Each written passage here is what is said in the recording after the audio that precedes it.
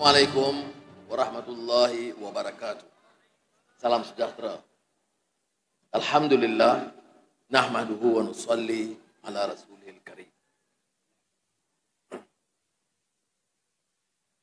Saya terharu dan tersentuh dengan majlis hari ini, video pengantarnya, pidato Ketua Menteri dan pidato Menteri Pendidikan wanita pertama dalam negara kita, dan yang kami semua letakkan harapan agar dapat meningkatkan mutu pendidikan dan kebajikan keluarga di Kementerian Pendidikan. Saya rasa macam kembali bertugas sebagai guru dan juga sebagai Menteri Pendidikan. Tugas yang saya anggap sangat bermakna pada saya dan profesi keguruan yang sangat berarti dalam hidup saya. Oleh sebab itu saya mulakan dengan menyatakan penghargaan kepada Saudara Ketua Menteri Yusof, Menteri Pendidikan Fadlin Nasidik, KPP, KSU, Speaker dan Ahli Majlis Kerajaan Negeri dan semua keluarga Kementerian Pendidikan Malaysia dan guru-guru di seluruh negara. Tugasnya besar. Tidak dapat siapa nafikan atau mungkiri. Kita yang berjaya, yang hidup, itu semuanya tidak terlepas daripada menghargai khidmat dan sumbangan pengorbanan guru-guru, termasuk saya. Saya rasa dari sekolah kebangsaan Sungai Bakar ke Johor Tok Kun, ke Stowell Bukit Mentajam, ke Madrasah Ittihadiyah Wataniyah Johor Tok Kun, Kolej Melayu Kuala Kangsar, Universiti Melaya, itu tidak mungkin saya menjadi seorang yang disebut insani tanpa sumbangan dan dedikasi masyarakat luar biasa. Sebab itu, sepanjang hidup saya, dalam apa juga jabatan, saya tidak pernah memutuskan hubungan dengan guru-guru. Dan yang menarik, guru-guru pun mengambil sikap yang sama. Sama ada saya menjalankan sekolah yayasan anda yang disebut oleh Fadlina, atau mengetuai ABIM, atau dalam gelanggang UMNO sebagai menteri, atau bila disingkirkan, dihumban ke penjara, dan di sidang-sidang mahkamah, sehinggalah sekarang tidak putus hubungan, dukungan, dan semangat yang diberikan oleh guru-guru saya dulu. Tapi bagaimana kita yang ada upaya dan kekuasaan menghargai sumbangan guru-guru? Itu persoalan. Pimpinan silih berganti, negara menyaksikan perubahan demi perubahan. Tetapi ukuran penghargaan kita kepada pendidik kita, seperti juga ibu bapa kita, adalah melakukan sesuatu yang sebaik mungkin. Menghargai dengan memaknai dan melaksanakan program-program dari Kementerian Pendidikan, dari dasar dan peruntukan. Sebab itu, sudah tahu bahawa dalam belanjawan madani yang pertama, peruntukan terbesar dan peningkatan berbilion tambahan itu adalah untuk Kementerian Pendidikan Malaysia. Dan diikuti oleh Kementerian Kesihatan. Di antara penekanan dalam program kita ialah memastikan sekolah-sekolah diberikan kemudahan asal yang mencukupi. Maka ada program tambahan dari peruntukan biasa, penyelenggaraan biasa, atau pembinaan sekolah-sekolah baru adalah memperbaiki dan membangun semula sekolah-sekolah daif di seluruh negara. Dan saya telah memberikan arahan kepada Kementerian Kewangan dan Kementerian Pendidikan untuk menjalankan ini ikut fast track. Saya tidak mau ada sebarang karenah pentadbiran yang mengganggu dan menghalang pelaksanaan segera sekolah-sekolah taif ini. Kita boleh dengan tonton takaran tentang anak miskin atau sekolah taif. Saya pernah menjadi ahli parlimen di Port Dickson. Menteri tahu, di mana menteri yang tahu, saya sering sebut perkara ini. Bagaimana boleh kita biarkan sekolah-sekolah dalam keadaan negara memacu pertumbuhan membanggakan, dalam keadaan di mana hasilnya bertambah. Dan kita pernah mencatat kejayaan yang sangat membanggakan. Tetapi di sekolah-sekolah kalau ada 8 tandas, 4 rosak. Ada sekolah 4 tandas, 3 rosak. Jadi kita nak didik anak-anak tanpa kemudahan-kemudahan asas. Ini yang mempengaruhi saya. Bukan laporan, bukan kajian oleh pakar-pakar. Melihat dari mata. Melihat dari peringkat serendahnya. Sebab itu saya memuji tindakan menteri dan timbalan menteri untuk menjadi pimpinan yang baik, turun ke bawah, menyantuni rakyat dan melihat sendiri kedudukan sekolah-sekolah itu. Maka ini yang mempengaruhi saya. Seperti mana pernah saya alami dulu. Tahun 90-an di kalangan sementara kita mencatat pertumbuhan yang cukup menakjubkan. Saya melihat rumah-rumah rakyat dalam keadaan yang sangat baik. Maka pada masa itu kita berbelanja bilion ringgit membangunkan rumah-rumah rakyat. Sebab itu bagi saya di antara prinsip dalam belanja madani ialah menoktahkan kemiskinan. Ada yang memperolok-olokkan, mana mungkin negara menoktahkan kemiskinan tegar. Orang ini belum cukup pendidikan, belum cukup pemahaman tentang nilai dan akhlak. Belum tahu tentang makna insani. Kerana kalau Allah mengangkat martabat manusia, walaqad karramna bani Adam, karamah manusiawi atau insani itu bermula dari sikap kita yang prihatin, yang ada hati nurani, yang tahu bahawa tanggungjawab kita yang ada kuasa dan keupayaan untuk membantu mereka. Apapun yang dicanang, arahan saya dan sikap jemaah menteri yang ada adalah terus pada tahun 2023 kita akan noktahkan kemiskinan tegar dari Perlis hingga ke Sabah. Adalah mengaibkan saya sebagai Perdana Menteri yang telah melalui liku-liku hidup yang sukar, pasang surut. Saya selalu gurau, lebih banyak surut dari pasang. Dan kemudian bila ada kuasa, beri alasan bahawa tidak mungkin kita selesaikan masalah kemiskinan tegar dalam keadaan yang cepat.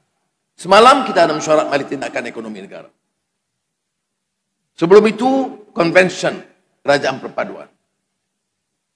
Masih ada negeri-negeri yang terpaksa berdepan dengan permasalahan asas negara kita. Bila kita sebut bekalan air disandarkan, maknanya bekalan air di sekolah juga. Dan bekalan air bagi ibu bapa. Bila kita kata masalah air, mutu air di Kelantan, ia juga melibat sekolah-sekolah. Anak-anak kita.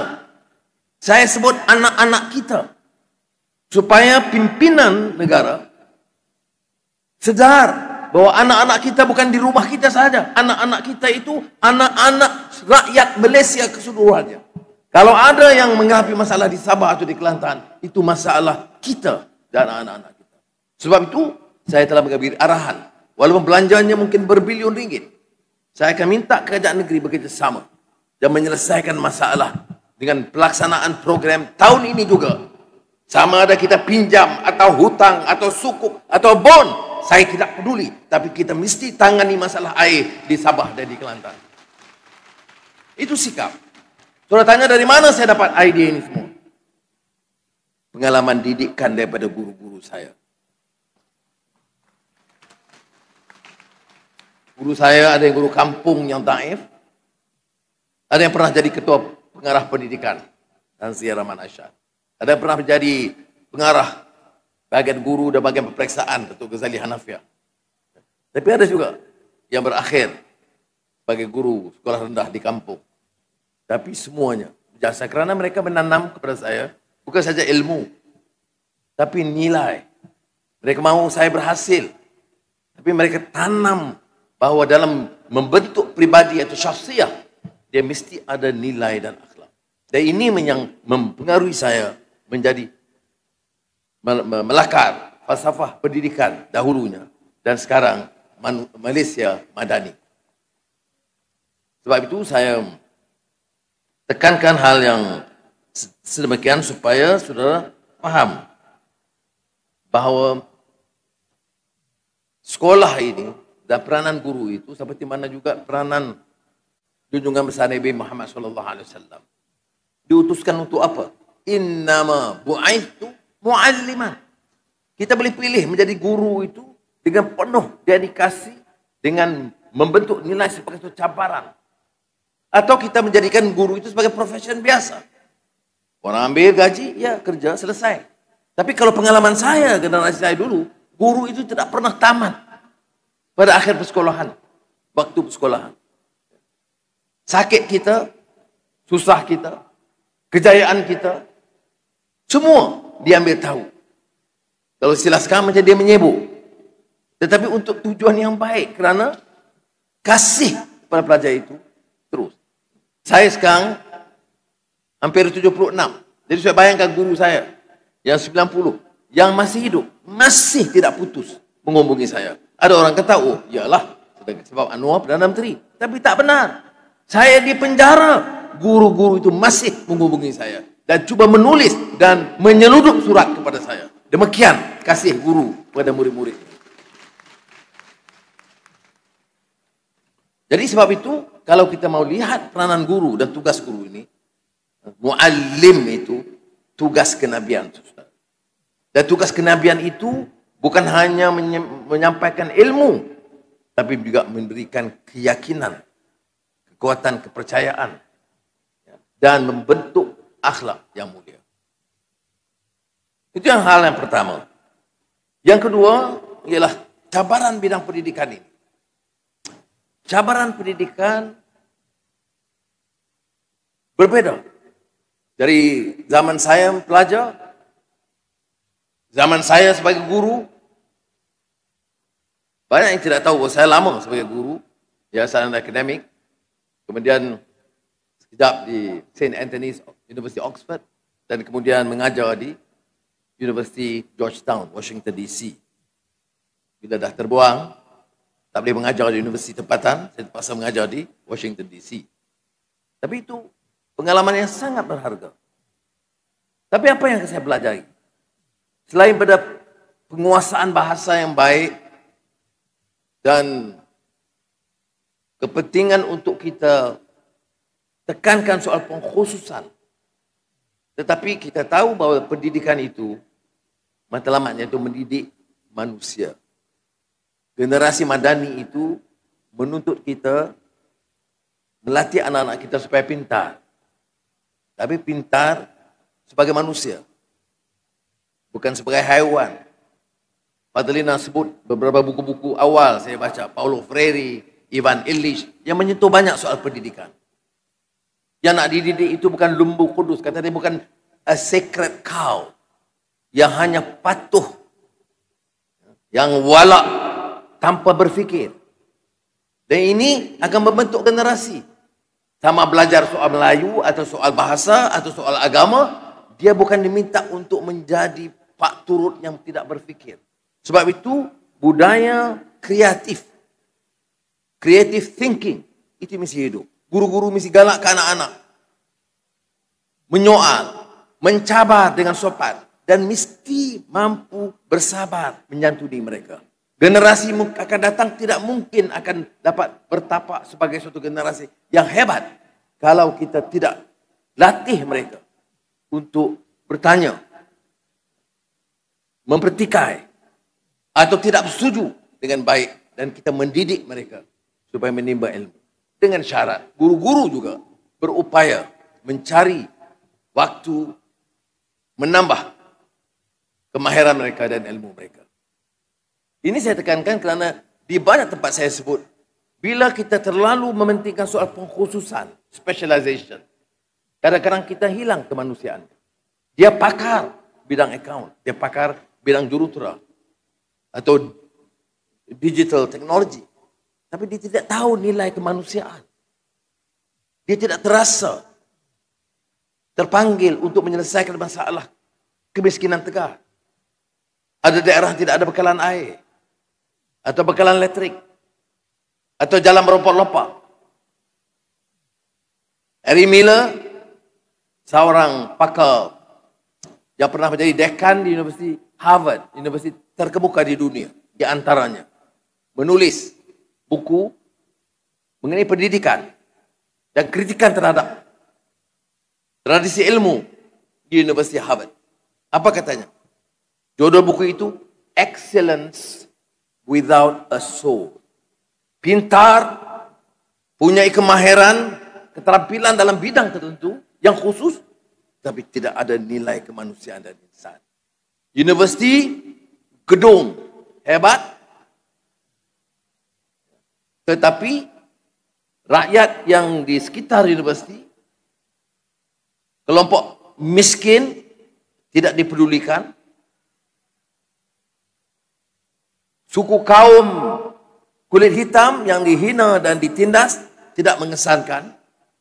Jadi kata dia excellence, yes, but without a soul. Kita di pendidikan madani ini dan insani adalah harus meningkatkan tahap kemahiran dan dengan hati nurani sebagai manusia. Kalau tidak, apa yang pernah disebut oleh pemikir Spanyol Ortega y Gasset, apa kata dia? Barbarism of specialization. Dia specialize, tidak peduli tentang hal yang lain, tetapi tidak ada manusiawi. Jadi dia sebut barbarism of specialization. Saya percaya ini belum lagi menjadi permasalahan kita kerana guru-guru ini dididik dalam semua bidang. Kalau anak itu nakal, dia marah. Kalau dia anak itu mencuri, dia tegur. Jadi maknanya bukanlah khusus dalam bidang specialization. Tetapi kita tidak boleh nafikan dengan cabaran dunia teknologi digital, dengan data center yang besar yang dihidupkan, dengan kehadiran Amazon di Malaysia dengan pelaburan yang besar, Geely dalam pelaburan otomotif yang besar, dalam green technology, dalam electric vehicle, maka kesediaan anak-anak dalam bidang itu juga diperlukan. Apa dia kelemahan dan ketimpangan sekarang? Dalam laporan terakhir, minat anak-anak dalam bidang sains, matematik dan teknologi kian berkurang. Jadi saya telah minta Menteri Pendidikan adakan pasukan khas KPP, ya, beri perhatian untuk mencari jalan menyuntik semula semangat anak-anak supaya dididik sebagai manusia, tetapi juga memberikan pertimbangan tentang cabaran-cabaran disiplin baru dalam bidang teknologi dan sains, kerana dari kajian awal minat anak-anak terutama di desa, dalaman dan kategori miskin bandar itu minat dalam bidang sains dan teknologi sudah merosot. Ini cabaran buat kita dan bagi negara yang menuju kepada bidang, saya kata, teknologi hijau, electric vehicle, soal cabaran iklim, soal digitalization dan data center yang dibidangkan, tetapi tidak cukup anak-anak yang terlatih dalam bidang pengkhususan ini. Saya bincang dengan pengusi Geely dengan pelaburan besar, dan dia beritahu dia akan ambil anak-anak tempatan. Tetapi ada bidang khusus yang nampaknya sangat kurang dan terpaksa dilatih anak-anak tempatan kerana latihan kita belum mencukupi. Ini bukan saja soal cabaran kepada Kementerian Pendidikan, tapi juga Kementerian Pendidikan Tinggi dan institut-institut latihan kita. Berapa jumlah kita untuk TVET 1 tahun belanja? 6,7 bilion. Ketua Menteri. 6,7 bilion ringgit latihan Tibet. Sebab itu, di antara perkara awal yang saya lakukan dalam kerajaan perpaduan ini, ialah meminta syarikat-syarikat besar mengambil alih sebahagian daripada Tibet itu. Biar umpamanya Proton ambil alih Tibet di Pekan. Petronas ambil alih Tibet di Batu Rakit dan Pengerang dan Kimanis. Syarikat-syarikat besar ambil alih ya, supaya dapat cara langsung melatih. Jadi sebab itu saya katakan asasnya masih di sekolah, kerana untuk dia berjaya dalam bidang Tibet, bidang sains, bidang digital, persiapan di sekolah itu penting. Saya tidaklah bermaksud datang pada hari ini untuk memberi bebanan tambahan kepada keluarga Kementerian Pendidikan, tapi kalau tidak kepada guru, kepada siapalah lagi kita nak mengeluh. Ya. Hari itu pada hari ibu, saya kata yang lagu Piramli tak bertempat pun mengadu, alam keliling membisu, kalau ada ayah dan ibu, takkan nasibku begitu. Dan sekarang pada hari guru, kalau guru tak sambut, tak jadi madani, tak jadi kemajuan yang kita harapkan. Jadi saya datang mewakili pimpinan kerajaan, merayu kepada saudara untuk beri kesempatan baru, lonjakkan semangat.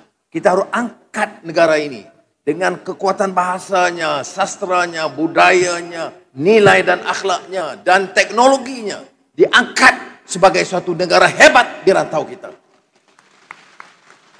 Dan saya yakin insya-Allah, kalau guru-guru ini committed betul-betul, seperti mana sudah lakukan, tingkatkan sedikit, saya percaya masa depan kita cerah.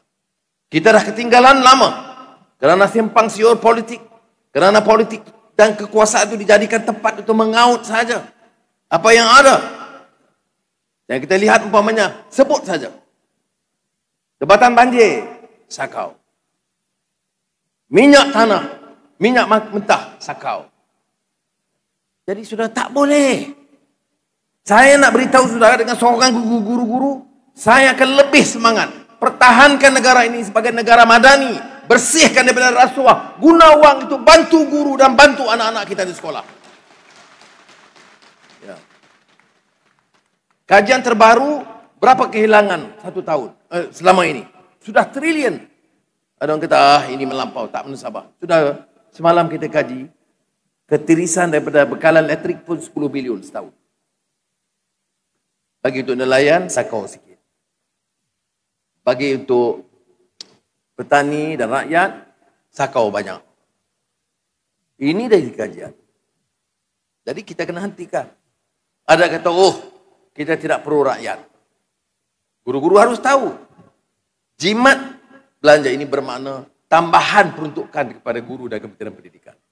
Bukan jimat itu untuk membina mahligai untuk kami. Jadi sebab itu saya tegaskan semula.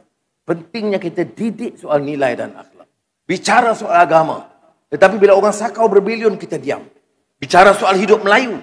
Tetapi bila kita minta, dia serahkan balik harta yang dia ambil bilion ringgit itu, diam.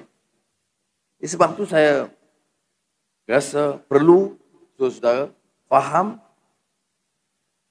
keperluan kita membina semula negara berdasarkan nilai. Yang ini diterapkan nampak. Dan saya tertarik dengan moto Hari Guru. Tahniahlah kepada Menteri KPP dan semua yang memilih. Faham keperluan semasa. Ini soal nilai. Dan saya tidak tokok tabah saudara. Sebab itu dari dasar umpamanya, kerajaan dulu putuskan tahun lalu, kata untuk tahun ini kadar elektrik dinaikkan untuk rakyat.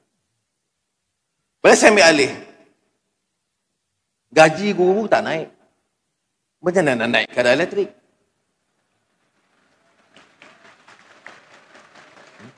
Jadi saya kata, oleh itu, tapi kadar elektrik subsidinya terlalu tinggi. Mencecah hampir 30 bilion ringgit. Jadi saya kata, penyelesaian macam mana? Saya kata, pertama yang kita buat 2-3 bulan yang lalu, jangan naikkan untuk B40 dan M40. Jangan naikkan bagi syarikat-syarikat kecil, SME, syarikat pertanian. Naikkan bagi syarikat-syarikat gergasi, syarikat-syarikat besar, multinational corporation, naik kadar elektrik. Maka satu round kita naik. Jimat beberapa bilion. Semalam saya putuskan, jangan naik kadar elektrik bagi semua rumah rakyat. M40, B40, mana semua di Dewan ini tak naik. Tetapi kalau di rumah itu rumah orang besar, rumah rasmi Perdana Menteri, rumah Ketua Menteri, 4-5 air condition, naiklah kadarnya seperti yang di kosnya. Namun sabar. Jadi kalau T20, kita naik kadar elektrik. Jadi bagaimana kata saya ini pro orang kaya. Sekarang kita subsidi minyak pun begitu juga. Jadi, apa kaitan dengan Hari Guru ini? Kita perlu dana untuk pendidikan. Kita perlu dana untuk berikan upah dan gaji yang berpatutan kepada guru-guru. Sebab itu kepada penjawat awam, bulan lalu saya sebut, jangan bimbang. Saya sebagai Perdana Menteri tidak akan khianati amanah ini. Saudara, kita pacu pertumbuhan tahun ini. Suku tahun pertama 5.6% pertumbuhan, paling tinggi berbanding China atau Indonesia atau Vietnam. Inflasi menurun. Pelaburan bertambah. Bila hasil banyak, sebagian hutang boleh kita bayar. Dan percayalah, di antara keutamaan saya ialah menaikkan allowance guru-guru dan perkhidmatan awam.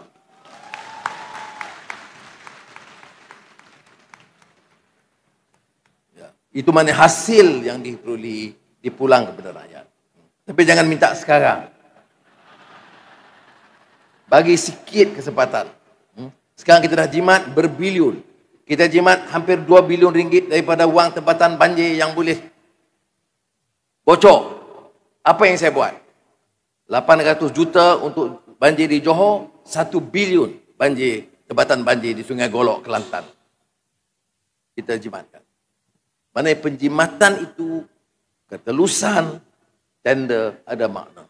Jadi janganlah anggap bahawa ini dalam soal pengurusan kerajaan asing. Ini soal guru. Ajar anak-anak. Kita nak ajar anak-anak, curi pensel kelas pun tak boleh. Kena marah. Saya tahu cucu-cucu saya sekolah, kawan ambil pensel dia. Guru tegur, tak boleh ambil pensel orang. Dia jadi pemimpin, ambil komisen 50 juta ringgit. Boleh. Kerana itu sedekah. Ini kita kena betulkan. Betulkan nilai dan akhlak anak-anak di samping penguasaan dalam bidang dan disiplin baru. Sekali lagi saya ucap terima kasih dan tahniah kepada rakan-rakan yang di Sabah, yang di Kedah dan Pahang yang dapat anugerah. Dan saya ada teks tapi saya ambil keputusan dengan guru saya tak mau baca. Saya nak luahkan dari hati nurani saya sendiri. Jadi sekali lagi ucap terima kasih. Kita harapan yang sangat tinggi, saudara. Saya sendiri pilih Fadlina tanpa lobby. Dia pun tidak tahu. Saya pun tak bincang panjang dengan lain-lain rakan. Saya pilih beliau di Perdana Menteri dan KPP baru ni semua, KSU, dengan harapan yang sangat tinggi. Bawa perubahan dan angkat martabat guru dan pendidikan di negara kita. Assalamualaikum warahmatullahi wabarakatuh.